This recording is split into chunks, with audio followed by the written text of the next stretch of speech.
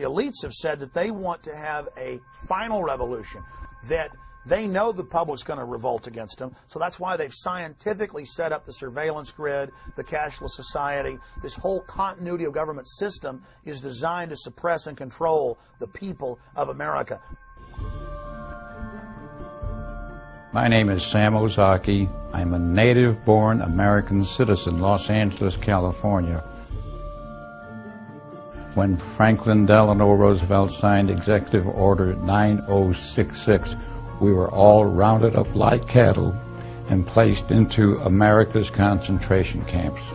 In May 2007, President Bush signed the National Security Presidential Directive 51. Most Americans would agree that it would be prudent to have a plan to provide for the continuity of government. They have such a plan. They introduced a little sketchy public version that's clearly inadequate, but they said, don't worry, there's a detailed classified version. Army Regulation 210-35. Now, this was set up in 1986 secretly, and for 10 plus years it was secret. And in 1997, Bill Clinton declassified this, and we were the first major radio show to cover it.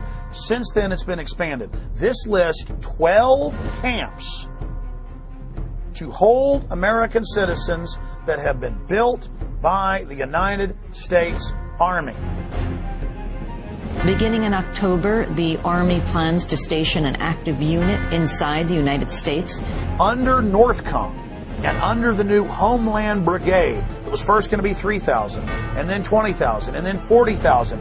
The 3rd Infantry Division's 1st Brigade combat team has spent 35 of the last 60 months in Iraq. Combat-hardened troops who've been running camps and centers in Iraq are now coming back to the United States to, quote, carry out law enforcement actions. The Army unit may be called upon to help with civil unrest and crowd control. The primary purpose of this force is to provide help to people in need in the aftermath of a WMD-like event in the homeland. Why is the media on one hand saying there are no FEMA camps, but on the other hand, legislation has been introduced to build them? Here's H.R. 645 legalizing what has already been developed, what's already been paid for by FEMA.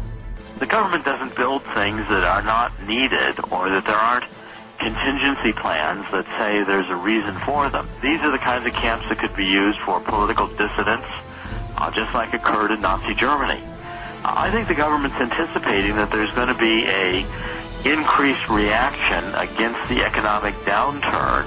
All of our rights are predicated on a free America. And if we don't have a free America, all of the other questions become moot. Don't these companies have a responsibility morally if they're in there building camps and building shackles and building barbed wire facing in to speak out? I talked to the Department of Homeland Security spokespeople, and they affirmed the contract with this KBR, the former Halliburton company, was in place. The Department of Homeland Security was ready to build these contingency as needed detention centers anywhere in the country in the event of any kind of a national emergency, including natural disasters or, again, riots or protests. The real terrorists are the people that have hijacked our nation that would dare say the First Amendment is terrorism.